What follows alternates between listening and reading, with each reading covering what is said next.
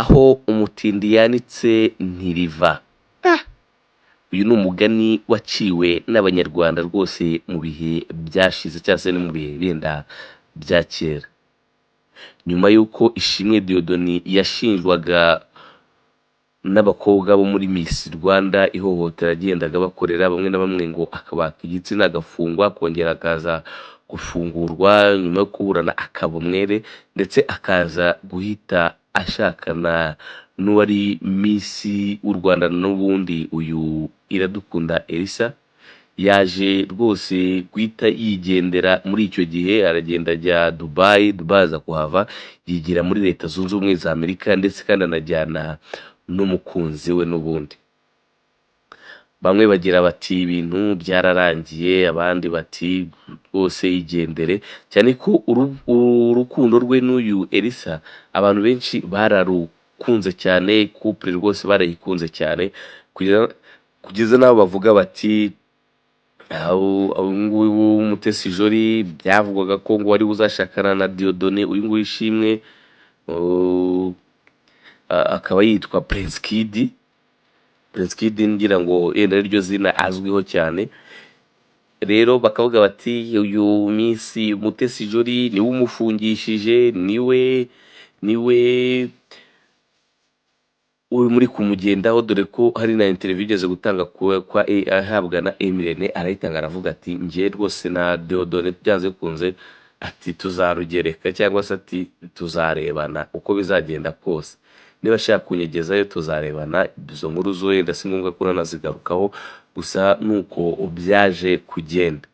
Ishimwe Dieudonné rero yaje gukora ubukwe ajya muri honeymoon, yagiye muri honeymoon mu Dubai, gusa ubushinjacyaha buza kongera bujurira icyemezo cyari cyafashwe cyo gufungura, cyo kugira umwere uyu Dieudonné. Gusa Dieudonné aza kongera guhamwa n'icyaha ndetse aranakatirwa, ariko ubwo yakatirwaga uyu mugabo ntabwo yari ari mu Rwanda, yari yaragiye, ariko buri igihano nyine kiba ari gatozi, kandi buriya iyo bagukatiye baba baragukatiye aho bagucakiriye hose, we barugomba kuzuza ibihano wakatiwe. Ishimwe Dieudonné rero rwose kugeza ubu ngubu amakuru agera hanze aravuga ko yamaze gufatwa. Prince Kid rero yafatiwe muri Leta Zunze Ubumwe n'ubundi za Amerika, aho yari aherereye we n'umukunzi we Miss Elsa. Ishimwe Dieudonné afite imyaka 38, yari arimo gushakishwa n'ubutabera bw'u Rwanda. Yaje gufatirwa ahitwa Fort Worth kuri uyu wa gatatu kabisa Werurwe 2025, nk'uko byatangajwe n'ibiro bishinzwe abinjira n'abasohoka muri Amerika ICE. Uyu mugabo rwose yaje gucakirwa mu buryo butunguranye.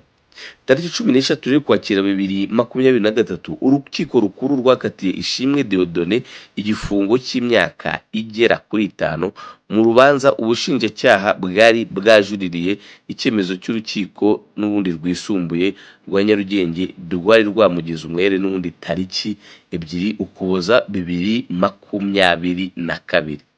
Urukiko rukuru rero rwamije Ishimwe Dieudonné ibyaha byo gukoresha undi imibonano mpuzabitsina ku gahato no gusaba cyangwa se gukora ishimisha mubiri rishingiye ku gitsina. Ishimwe Dieudonné cyangwa se uyu Prince Kid yari yarashyikirijwe impapuro zimusaba kwitaba nyuma y'icyemezo cyo kumuta muri yombi cyatanzwe na guverinoma y'igihugu, nk'uko ubuyobozi ba ICE n'ubundi iki kigo gishinzwe abinjira n'abasohoka muri Leta Zunze Ubumwe za Amerika bakomeza babitangaza. Aba bayobozi rero bakomeza bavuga ko ubushinjacyaha bw'u Rwanda bwatanze icyemezo cyo kumuta muri yombi kuwa 29 Ukwakira mu 2024. Prince Kid cyangwa se uyu Ishimwe Dieudonné yaratuye n'ubundi Fort Worth, nubwo nta byangombwa yari afite byemewe byo kuhatura, gusa yari yarinjiye muri Leta Zunze Ubumwe za Amerika mu buryo bwemewe n'amategeko. Yatawe muri yombi rero bigizwemo uruhare n'amakuru yatanzwe na FBI. FBI nayo urumva ko yabyinjiyemo, ndetse na IC cyavuze ko Ishimwe Dieudonné agumye mu maboko yabo mu gihe hagitegerejwe icyakorwa. N'undi urumva baramufashe, ariko bo barimo baravuga bati Ishimwe Dieudonné azatabwa, ati turacyamufite mu maboko yacu mu gihe hagitegerejwe wenda icyakorwa mu buryo bumwe cyangwa se ubundi.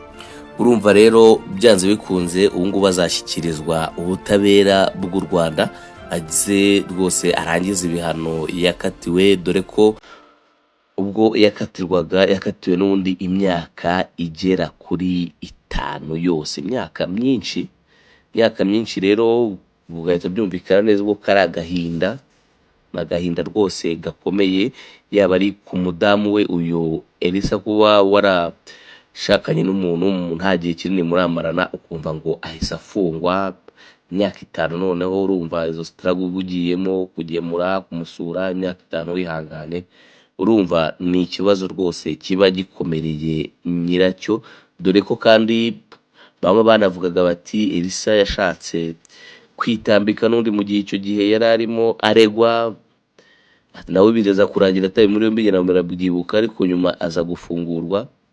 Bakavuga bati aba bombi barakundanye rwose, nta kabuza barakundanye, niyo mpamvu yenda yahisemo guhita ashaka uyu Miss Elisa. Rero ubwo nta gihindutse, uyu Prince Kid n'undi afitwe n'ababishinzwe bo muri Amerika mu maboko n'undi ataraye, ubwo wenda ubutabera bw'u Rwanda n'ubwa Amerika burakomeza kugenda bukorana, bashinzwe abinjira n'abasohoka ku mpande zombi ku bihugu byombi barakomeza kugenda bakorana, barebe ukuntu bazamugeza hano mu Rwanda, n'undi niko amategeko avuga ko aze arangize igihano cye yakatiwe. Sinsobanukiwe iby'amategeko neza, ariko niba azajurira, niba bizagenda gute, ibyo byo rwose nibyo yenda umuntu atarabasha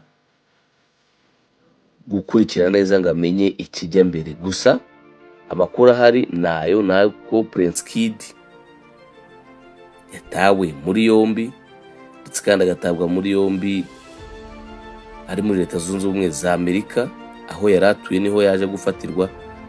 By'umwihariko rero ubwo nta kundi, Imana ikomeze imworohereze, imufashe, mutabare rwose, mube hafi, kuko iyi ntago ari inkuru nziza ku bakunzi ba Miss Elisa babi couple bari bamaze igihe gito rwose babana. Bigaragara ko kaba ari agahinda gakomeye, yaba ari ishavu, waba ari umubabaro, cyaba ari ikiniga kuri uyu mugeni, ubwo aracyari umugeni rwose. Rero Imana rwose ikomeze kumuba hafi, imwakire, imukomeze mu bihe bibi ari kugenda acamo. Nge rero ndi Kenny Karasira, iyo ni Kenny Empire, iyi ni inkuru rwose twikuriye ndani gusa y'ukuri. Rero urumva ko ibintu ari hatari cyane. Ciao rero, mukomeze kubwubwa neza, mugire icyumweru cyiza nshuti zanjye.